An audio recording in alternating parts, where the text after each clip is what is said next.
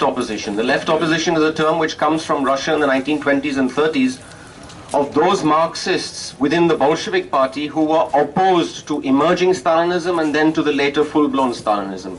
It was called collectively the left opposition.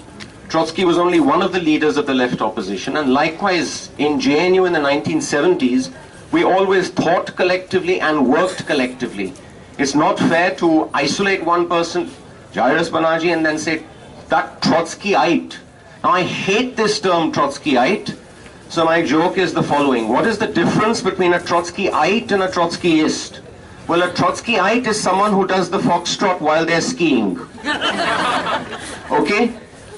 If anything, Trotskyist, fine. That's fine. I'm fine with Trotskyist, and already by the late 70s we were debating issues about whether Trotskyism was a relevant category any longer in terms of politics in India and so on and so forth. We were way ahead of the mainstream left. In terms of our debates, in terms of our style of functioning, in terms of our political culture, in terms of our orientation to the working class. We were working with Faridabad workers at the time. We were way ahead of the mainstream left. And of course the mainstream left tends to take the position that students should not approach the working class, should not work with the working class. That is for the parties to do. The parties have a privileged access to the working class. Students should not think in those terms. It was a position that, needless to say, none of us agreed with. We did work with the workers in Faridabad in 1973, 74 and 75. Now what I want to do is talk about fascism strictly in its historical context, and I will leave you to draw the kind of analogies and connections and overlaps that what I'm going to say suggests to you in terms of whether it resonates with our situation in India today. Okay? I'm going to leave that to you. For various reasons, whether you call them tactical or strategic, I do not propose to go into India today because I have a plane to catch tomorrow morning. And the three themes that I want to talk about, which I think are key elements of the political culture of fascism, are as follows. The first is the constructed nature of nationalism. You can also call this general theme fascism and the myth of the nation. Okay? Fascism and the myth of the nation. The second theme is associated with Wilhelm Reich, who was a psychoanalyst and had a major influence on post-war feminism. And Reich's thesis was that patriarchy and the authoritarian family are the mainstay of the state's power in a capitalist society. This formulation enables us to integrate feminism and revolutionary Marxism in a way in which they're not often seen as being integrated with each other. I'll repeat that because it's such an important formulation. Reich's thesis is that patriarchy and the authoritarian family are the mainstay of the state's power in a capitalist society, but particularly so under fascism, okay? Where this relationship between the two becomes externally, overtly posited. And the third thesis I want to present to you by way of describing a third element of the culture of fascism is Sartre's conception of, it'll sound pretty dense, but his conception of manipulated seriality. And I'll explain later on what I mean by that. As the heart of fascist politics, if you ask what's really the kernel of fascist politics, it's what he calls manipulated seriality. You need to understand this term seriality to understand the dynamics of politics in the capitalist state. So these are the three broad elements that I want to briefly speak about. The first one, the constructed nature of nationalism or fascism and the myth of the nation, is something that emerges very clearly from an essay that Arthur Rosenberg wrote in 1934. He published it in 1934 when he was in exile. He fled from Germany in 1933. And Rosenberg was a Reichstag deputy. That is to say, in Indian terms, he was a member of parliament, of the Lok Sabha. He was a member of the German Lok Sabha, because they had a similar kind of political structure to ours, you know, federal as well as a central. He was a communist. Not only a communist, he was on the left wing of the German Communist Party, of the KPD. So he was the head of what was called, not the head of it, but one of the leading figures in what was called the Berlin left. Because the left wing of the German Communist Party was based largely in Berlin, and they had a strong network among the workers there. And Karl Koch, many of you may have heard of him, was also one of those members of the Berlin left. And Rosenberg's essay The very title of that essay shows you how original his contribution was to a left-wing understanding of fascism, because it was called Fascism as a Mass Movement. The Comintern didn't believe that fascism would last long. The Comintern didn't believe, that Comintern I mean the Communist International, did not believe that it had deep roots. The Comintern really saw fascism as some kind of conspiracy hatched by finance capital. Like a collection of bankers, of German bankers, sit somewhere and they conspire to make fascism happen, as if Hitler is somehow a puppet of finance capital, and as if the kind of mass appeal that the Nazi Party generated in Germany in the late 20s and 1930s had no roots deeper than that of finance capital, which is a ridiculous view because it is so reductive. It completely misses what is unique to these kinds of right-wing movements. So fascism as a mass movement was a direct challenge. The very title that Rosenberg gave his essay was a direct challenge to the Comintern's understanding of fascism. In other words, to the official Soviet line on fascism, which is that it's a kind of nightmare which is sweeping through Europe. It'll pass in a few years. It doesn't have deep roots, and it has nothing to do with culture and with mass mobilization. What did Rosenberg argue? And there are interesting overlaps between these three elements that I'm talking about, between the three theses, Rosenberg, Reich, and Sartre, the three best thinkers of the left on the issue of fascism. There are interesting connections between the way they argued about fascism, which I'll try and draw out a bit later.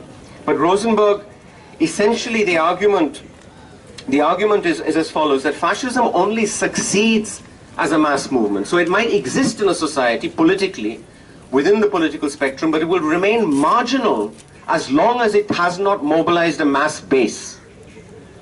I said I'm not going to talk about India, but look at the watershed of the 1980s in India. India has a watershed. It's the 1980s. Pre-1980s, marginal. Post-1980s, massively important. Okay. So fascism only succeeds as a mass movement. That was one of his central arguments in the essay. Then the question becomes, how does fascism, how do right-wing movements construct a mass base? That is the vital question we have to try and understand, even in terms of our Indian context. And his answer was, it's a very interesting answer, that the ideology which people called fascist was already widespread in Europe by 1914. Now remember, the Nazi Party wasn't formed till the early 1920s. And Hitler and the Nazis did not become important in German politics till the end of the 1920s, when the economic crisis hit full blast. And so what is Rosenberg saying when he says that the ideology which we call fascist was already widespread in European society by 1914?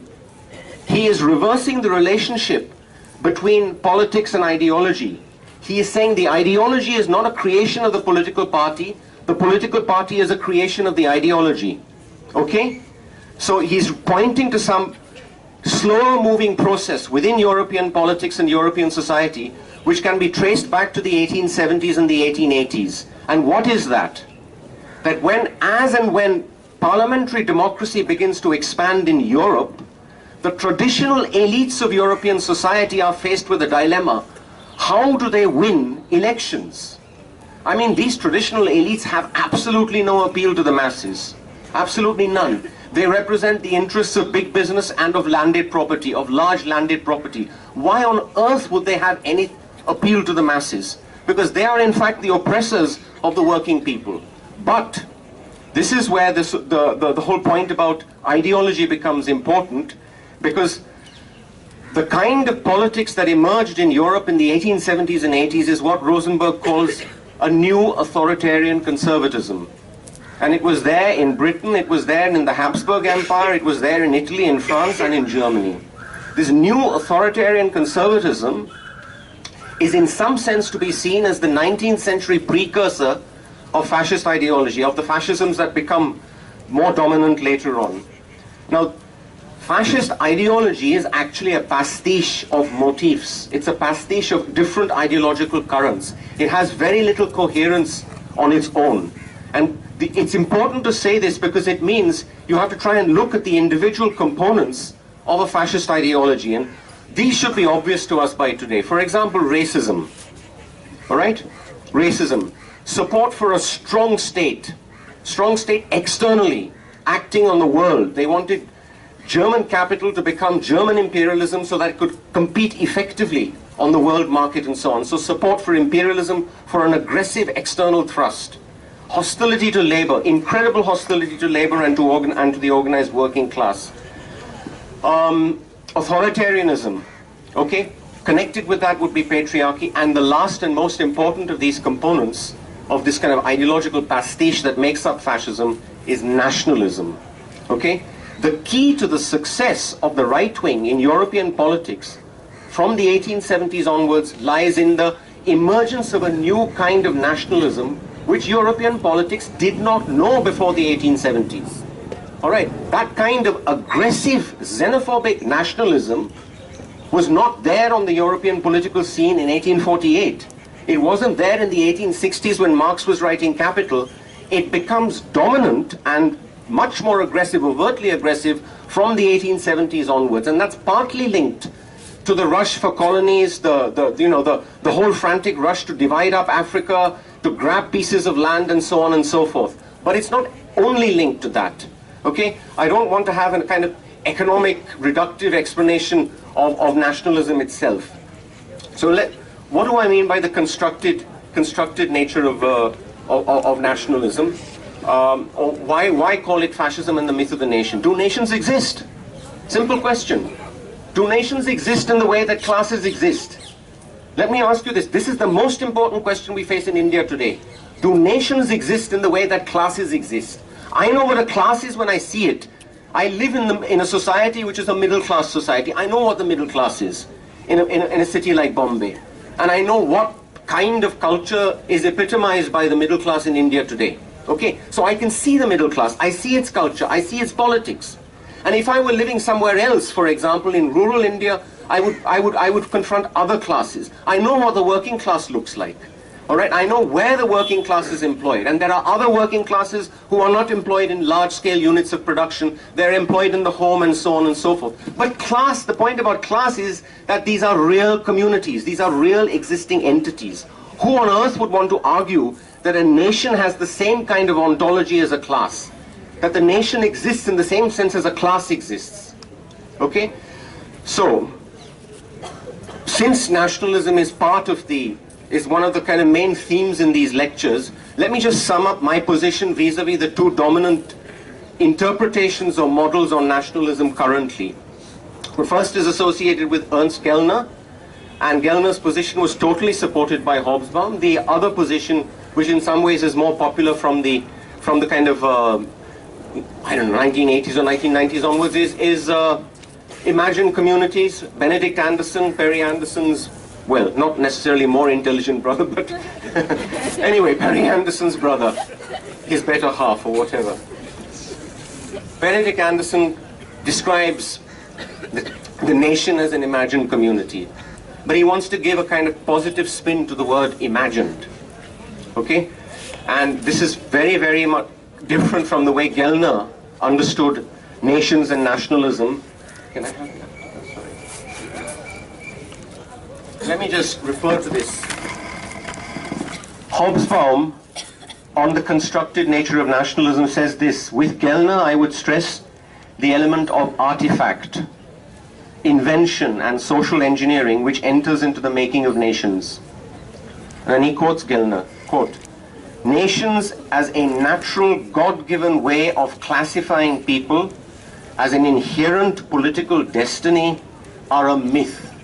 That's why I said fascism and the myth of the nation.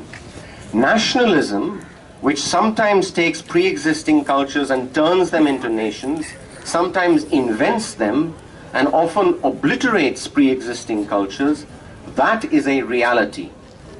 So notice the dissymmetry here. Nations are a myth, nationalism is a reality. And then Hobsbawm, by way of agreeing with this, says, in short, for the purposes of analysis, nationalism comes before nations. Nations do not make states and nationalisms, but the other way round. Okay? That's the argument of Gellner and Hobsbawm, which I completely agree with. Nations do not make states and nationalisms, but the other way around. Now, in contrast to that, Benedict Anderson says, Gellner makes a comparable point when he rules that nationalism is not the awakening of nations to self-consciousness. Why not? Because nations are not pre-existing. They don't pre-exist nationalism. It invents nations where they do not exist. The drawback to this formulation, says Anderson, is that Gellner is so anxious to show that nationalism masquerades under false pretenses that he assimilates invention to fabrication and to falsity, rather than to imagining and creation. Now look at the dividing line here. One guy is saying nations are fabricated, nations are fabrications. The other guy is saying, no, no, no, not quite. They are imaginings. Okay? So Anderson prefers to put it like that, imagining and creation. In this way he implies that true communities exist. He means Anderson is talking about Gellner. Gellner implies that true communities exist which can be advantageously juxtaposed to nations. What does Anderson have in mind? Very clearly class. Okay, it's very clearly he has class in mind. Anderson doesn't agree with that. For him, class is as imagined a community as the nation is. Okay? And what does he mean by imagining? It is imagined as a community because the nation is always conceived as a deep, horizontal comradeship. Amazing. The obvious question, the big elephant in the room here, facing Anderson is, who does the imagining? Simple. Even if you suppose that nations are imagined communities, who on earth is doing the imagining? He hasn't answered, I mean, as far as I'm concerned, he hasn't answered that. And what sense can comradeship have with the kind of indefinite serialities that make up any country? What sense does it make to talk about a nation as a deep, horizontal comradeship? Okay? I can understand a class being conceived in those terms and discussed in those terms, but not a nation. Now there's one more thinker I want to bring into the picture. Her name is Leah Greenfeld, and she wrote a book called 5 Roads to Modernity, which examines nationalism in the context of France, Russia, Germany, etc., etc. She makes an interesting point which has a direct bearing on India. She says, much more often a nation is defined not as a composite entity, that means made up of individuals, but as a collective individual. Ooh, this is creepy. It reminds me of Arnab Goswami, okay? A nation is a collective individual endowed with a will and an interest of its own, which are independent of and take priority over the wills and interests of human individuals within the nation. Those human individuals are you and I, real people, real entities, existential entities. We meet with each other, we talk to each other, and so on and so forth. But no, Arnab will have none of this. For him, the supreme individual, the only one that matters is the nation. The nation demands to know. Arnab keeps screeching at us every evening. The nation demands to know, and so on and so forth. So what does Greenfeld say about this conception of nationalism? Collectivist, she calls it, such a definition of the nation results in collectivistic nationalism. Collectivistic nationalism, good term for what we are up against in India today. Collectivistic nationalisms tend to be authoritarian and imply a fundamental inequality between who and who, between a small group of self-appointed interpreters of the will of the nation. Notice that phrase. A small group of self-appointed interpreters of the will of the nation, the leaders and the masses who have to adapt to the elite's interpretations. If you don't adapt, we'll bash you. Okay? If you don't agree with this, we'll bash you. We are the interpreters of the national will, of the national good. We are the interpreters. We have appointed ourselves as interpreters. Very democratic. Extremely democratic. Okay, this collectivistic nationalism. As Greenfeld says, it is intrinsically authoritarian. So in India, in a sense, we are up against something similar to this. It's a collectivistic, authoritarian nationalism which is being pushed down our throats. That's one part of Rosenberg's argument, the argument about the myth of the nation. There is another part which is worth drawing attention to. Remember, he said that the ideology which is called fascist was already widespread by 1914. So in a sense, Nazism was a product of that ideology.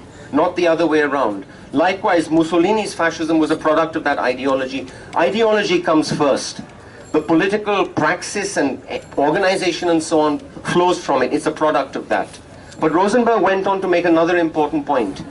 He said what was missing in 1914 was what was peculiar to modern fascism, which is the stormtrooper tactic, as he called it.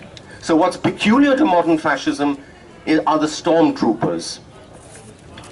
I'll just pass this back to you. Now, we've had a lot of experience of stormtroopers recently, but I promised not to talk about India, so I'll leave it to you two. Stormtroopers. Now, the term basically comes from warfare. These are those elite squads that storm the trenches of the enemy. In trench warfare, which was the dominant method of warfare in the First World War, okay?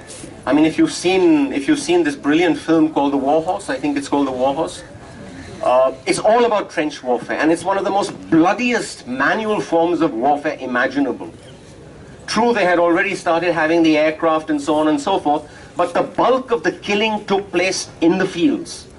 And it took place across trenches and between trenches. And trench warfare was essentially about storming the trenches. Now, transposed into politics, this is what the stormtrooper does. The left did not invent the concept of the stormtrooper, it was the right which invented it. The stormtroopers are those squads. In Italy they were literally called squadristi. Squads, they formed squads. They helped the Italian landowners in the south to break strikes by sharecroppers, to break those strikes and to eliminate, to murder the leaders of the unions in the south. When the industrialists of the north saw what the stormtroopers were doing in the south, they invited them to the north because they were confronted by working class insurgency. So they invited the stormtroopers to the north. So the important point is this that Rosenberg makes, and I want to quote from this book because it so accurately captures the political scenario of the last 6 weeks. I'll just take that book.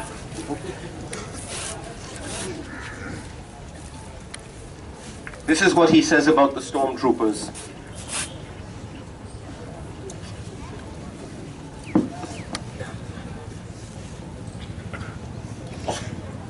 He says the activities of the stormtroopers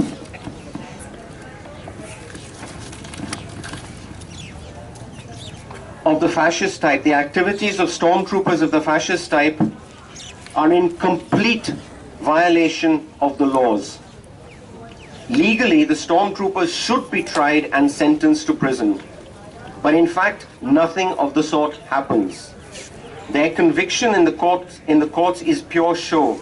Either they do not serve their sentence or they are soon pardoned.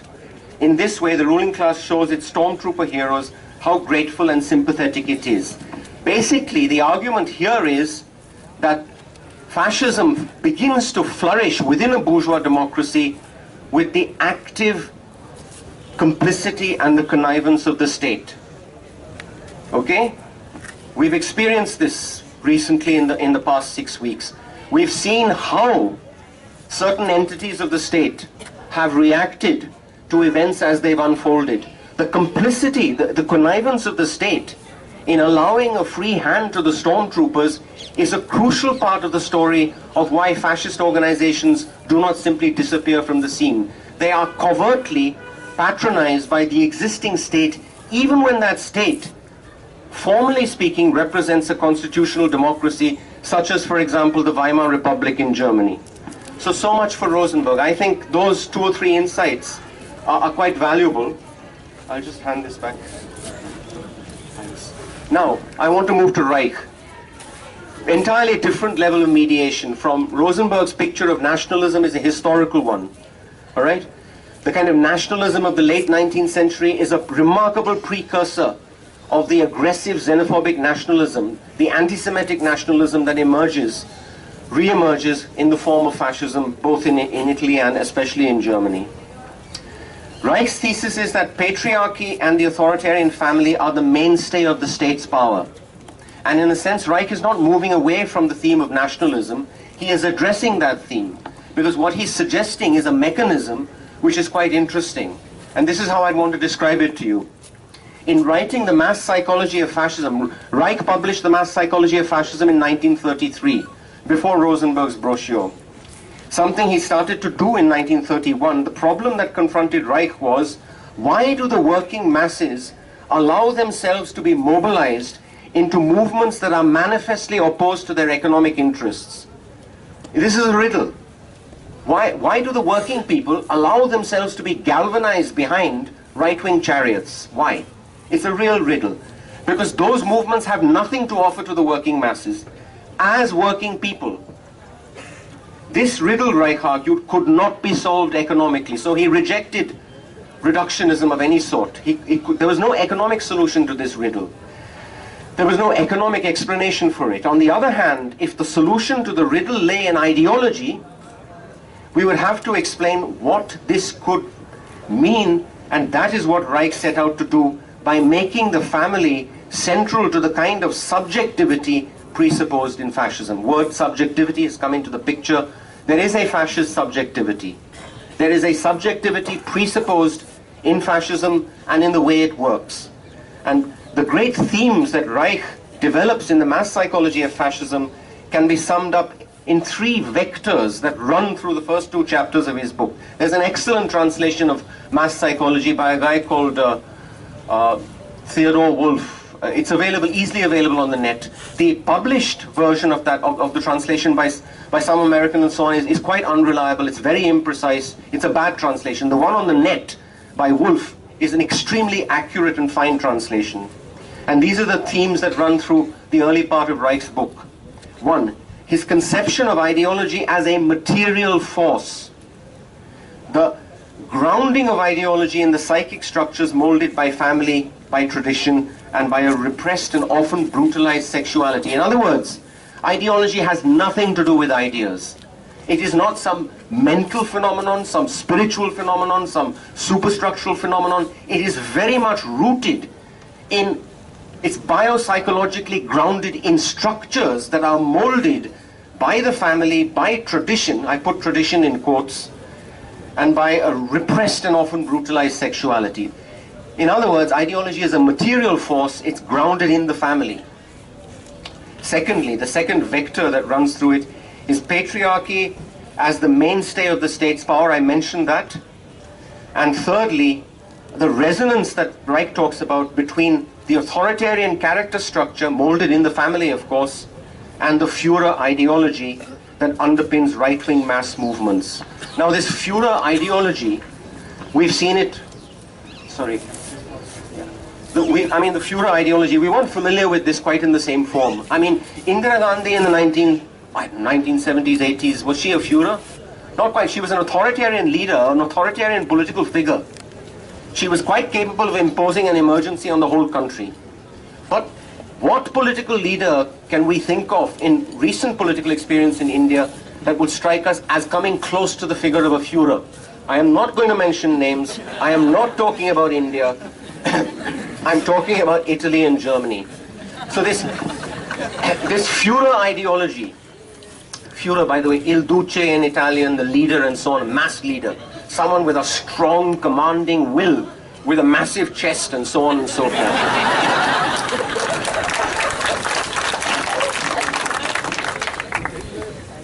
Who is it that creates the Führer? Unfortunately, it's the people who support the Führer. The Führer would be nothing without those people. So that's what Reich is driving at, that, you know, there is a resonance between character structures of a certain type, namely authoritarian, repressed character structures, and the Führer, the structure of the Führer. Okay? One creates the other. Again, there is a reversal of causality, a reversal of the direction in which the influence moves. Again, it is the mass that comes first, mass culture that comes first, politics that comes second. Politics, in some sense, is a reflection of that mass culture. So I won't say anything more about Reich. I think this whole idea, the whole idea of the family as a factory of reactionary ideology, not all families, but traditional families, authoritarian families, patriarchal families, as a factory of reactionary ideology. Those are Reich's words. And the family as a battleground where the child will either survive as an independent individual later on in life, or be permanently scarred by childhood, defeated on the battlefield of childhood, defeated in the family. There is a brilliant movie by, I forget the name of the director, but it's called From a German Life, and it's about a concentration camp commander. And it traces the biography of this concentration camp commander. The man ends up on an assembly line processing death in the concentration camps in the 1940s. So the director asks, how could such an individual be formed? What is the process that allows for such an individual to emerge? Biographically, existentially, how can someone end up manning concentration camps, working on assembly lines of death? So the film starts with childhood, and it's a violent childhood. It's a typically lower middle class, in fact rural Prussian family in Prussia, extremely violent authority figure in the family, namely the father. Okay? Now, this is the first sense in which the child confronts the state. In childhood, if you cannot stand up for your mother against your father, if you cannot resist the violence of your father, there is a definite sense in which you have already lost the battle. Okay? When you grow up, when you become an adult, you are not going to be able to survive battles of authority. You will worship your employer, you will worship the state, you will worship state authorities, and so on and so forth. And the mechanism involved is identification. Because it's a kind of compensation mechanism. You lost in childhood. You were marred by the experience of childhood. You have grown up now. You identify with authority. There you are. You've beaten them. All right. You identify with your employer. You identify with the state authorities, and so on and so forth. Now, carry this one step further into politics, into the realm of fascist politics, and you can see where the Führer figure is coming from. And there is a brilliant passage in the Mass Psychology of Fascism where Reich talks about the individuals who support the Führer and worship the Führer, okay, as people who are, helpless in childhood. They're absolutely helpless. He stresses this helplessness. When they grow up, they seek compensation in this particular form. They lack any kind of independence of their own. They cannot think critically. They have been dominated emotionally. They have been scarred by childhood experiences, and so on and so forth. So think about this. Think about the importance of character structures, the kind of structures that are being molded in the family. And again, feminism has a major role to play. Again, it's one of those bridges between feminism and left politics. To talk about the family as the site of the first class struggle, so to speak, the first battle with authority, and so on and so forth. Now Sartre, finally Sartre. His conception of manipulated seriality as the heart of fascist politics. Sartre divides society. He agrees there are classes in society. He's not disputing that, he's not contesting that point, but he divides society into two sorts of entities. Those who are organized and those who are not organized. Very simple. It's a very simple sociology. If you're organized, you can do things. If you're not organized, you can't do a thing. And you have everything done to you. Please take this away as the main lesson of this particular lecture. The division between the organized group and the non-organized, which he calls seriality. Because they are like a numerical series. You wait at a bus stop for a bus. You have no intrinsic connection with the other people who are waiting for the bus, except the bus itself. The bus is what unifies you. The bus is your external kind of unity. But otherwise you have no internal relationship with the people who you're waiting for the bus with, right? So he takes the example of the bus queue, then he develops it further and further. The type of ensemble that we're talking about here is the series, or the more general term he uses, seriality. Now, what do groups do? Groups are the ones who rule in society. Who is ruled over? The people who aren't in groups. Okay? The people who form the vast mass of any society which is serialized, atomized, fragmented. They have no experience of power. They are completely inert in terms of their ability to do things. They can do things as individuals. In the series, you can do things as individuals. You remain an individual. You have your freedom as an individual, but you cannot do anything collectively. So what is the state? The state for Sartre is an ensemble of all the dominant organized groups in society. That's what it is. We talk about the bureaucracy, we talk about the army, we talk about the police, and so on and so forth. Have you ever thought about the kind of institutional reality of these entities? They are incredibly institutionalized. Okay? They are essentially part of a kind of machine. But the important point is that they all emerge out of organized groups. At one stage or another, they were organized groups, they developed into degraded groups, then they became institutions, full-fledged institutions. That is what the ruling class is, that is what the state apparatus is. It's the ensemble of all the organized groups dominating those who are not organized. That's why trade unions are so important for workers. If workers are not organized into unions, they are simply a seriality. They are a seriality of workers competing with each other. As soon as they organize into unions, that is their first experience of collective strength and collective power and solidarity. Because the union is an organized group, at least it has the capacity to resist other organized groups. Employers are extremely well organized. The state is extremely well organized. The media are extremely well organized. These are all powerful apparatuses of organized groups. The media is especially powerful today. So what does manipulated seriality mean? Well, this is Sartre's argument. Organized groups are constantly working serialities. He says working serialities, he means working on serialities, working on series, constantly, by a process which he calls extero-conditioning. I think he takes that term from an American sociologist called Riesman in The Lonely Crowd. This book that Riesman published called The Lonely Crowd. So, extero-conditioning. In other words, you have organized groups, powerful organized groups who are constantly conditioning people who are not organized. People who are kind of, they don't know each other. They're listening, they're watching the same TV programs, but not as organized groups, as series. They're consumers of the news. And they watch, they may listen to the radio, etc. I won't mention the program that they listen to, but they listen to the radio. They're all sitting there in little groups, but they're not organized groups. They're sitting there in little groups, but they're not organized. They're essentially seriality. So this process of domination of organized groups over series is the essential process by which rule occurs. When you say, how does the ruling class rule? It rules in this particular way. And so the series becomes worked matter. Sartre is reasoning in terms of the analogy of production. In production, the worker works on raw material. Now, when the worker works on raw material, that raw material becomes worked matter. It absorbs the energy, the labor, the imagination of the worker. It becomes something different from raw material. It becomes worked matter. That is what the series becomes in the hands of the organized groups. It becomes simply worked matter. Now the key to this, the reason I emphasize this so much is that one of the ways in which this process of conditioning occurs is to create something that Sartre calls a climate. And what kind of climate are we talking about here? Climates of fear, political climates. It's hard to gauge these things. It's not easy to study a climate. But there was this brilliant, Georges Lefebvre wrote this brilliant history of the Great Fear in the French Revolution. The panic that seized large parts of France because of rumors. He analyzed those rumors, what kind of rumors, and so on and so forth. But essentially, that is the kind of thing Sartre has in mind. That the political climate doesn't fall from the sky, it's created. A climate is created.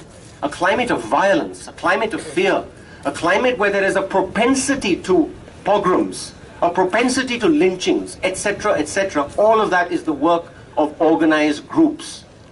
Again, I don't want to mention India, but it seems to me that explosions of violence that happen from time to time, whether it's 84, whether it's 2002, whether it's Kandhamal and so on, those explosions of violence have nothing spontaneous about them. They are the work of organized groups working on serialities. That's the dialectic involved. The aspect of seriality makes it seem as if it's spontaneous because these people are not organized. It makes it look as if it's spontaneous. But in fact, it is the work of very careful, intricate planning.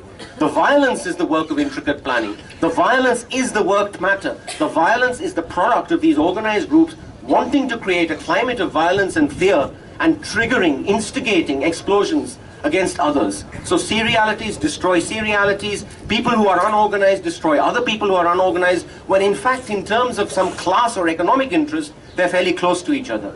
They are not that far apart from each other. But it's like one set of workers is destroying another set of workers and so on and so forth.